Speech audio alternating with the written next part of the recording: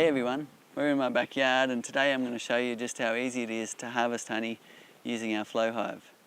Here's the things you'll need: a jar, a tube to get the honey into the jar, and a flow key to turn to harvest the honey. And if you're new to beekeeping, it's a good idea to wear a bee veil or a bee suit until you're really comfortable and confident around your beehive.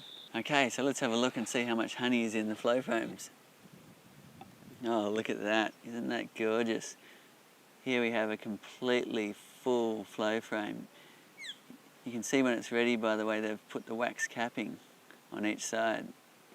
Next to it we've got one that's filling. You can see them actually depositing the honey in the cells. If you look closely you might even see their tongues depositing honey. We've harvested these two frames a couple of weeks ago, so you can see these ones are empty. And here you can see a few cells that are still empty. Because this is the edge frame, we can take a look at it through the side window. Look at that. The girls have capped all the cells beautifully. It's good to wait until the frame is all capped, or at least mostly capped, before harvest, so you know the honey is ready and will keep without fermenting. Before you harvest, make sure the hive has a 2.5 degree or more slope backwards so the honey drains out of the frames. If you have a complete flow hive, the slope is already built into the bottom board. There are two positions for this core flute slider. It's important before you harvest to put it into the top position, so if any honey spills, the bees can lick it back up from within the hive. So I'm going to remove the tool access cover, then take out the upper cap. Sometimes you need pliers to do that, especially when they're new from the factory. I'll remove the lower cap, and there's a tag on the end of the flow tube, and that goes into the honey leak back point. So the flow logo's on top of the tube. Put my jar under the tube,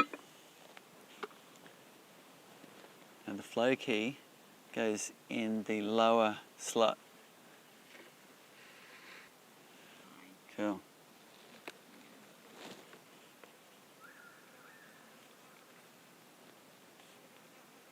Wow, you can see the honey pouring down. Get a look at that. Just absolutely pouring inside the tube here. Isn't that gorgeous? Beautiful, fresh honey straight from the hive. The left-hand side is draining away. The right-hand side's hot on its tail. Just remember, this is just the honey harvesting process. You still need to look after your bees just as you would with any beehive.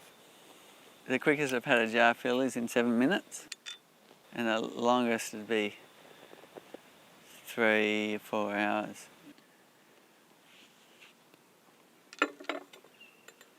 It can be quite hard to turn the handle and open the whole frame at once.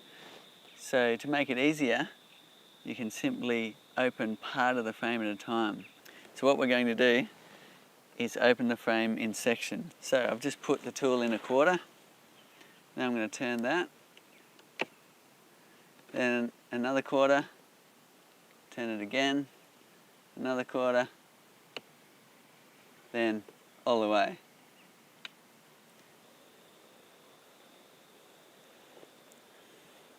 So you notice this honey's flowing quite quickly.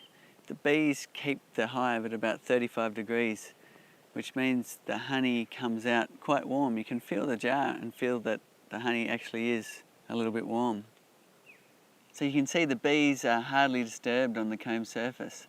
The wax capping that they're standing on hasn't changed, except for the honey's drained out from beneath their feet, out the tube and into the jar. And the bees are coming and going at the front of the hive just as they normally would.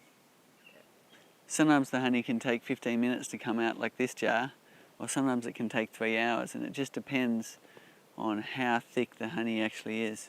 So it's springtime here and there's plenty of nectar coming in, so as you can see, the bees haven't come around to rob the honey.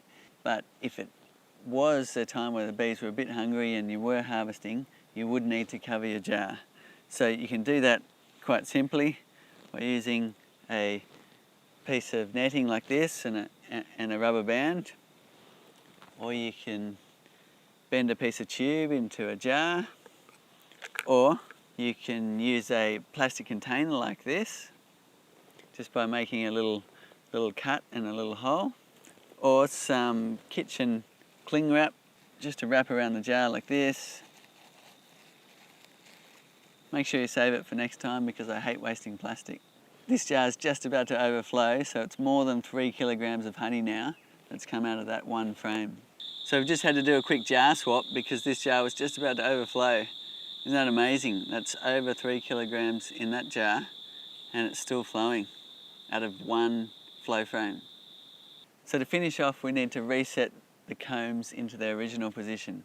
And to do that, you need to get your tool and insert it into the upper slot. So if you look at the top of your flow frame, tool goes in the upper slot, push it all the way in, and then you simply just turn that, and now that comb is reset for the bees to fix it all up and start filling with honey again. Okay, so the upper cap will fit in now, where if I haven't reset the comb, like this frame here, the cap actually won't fit in.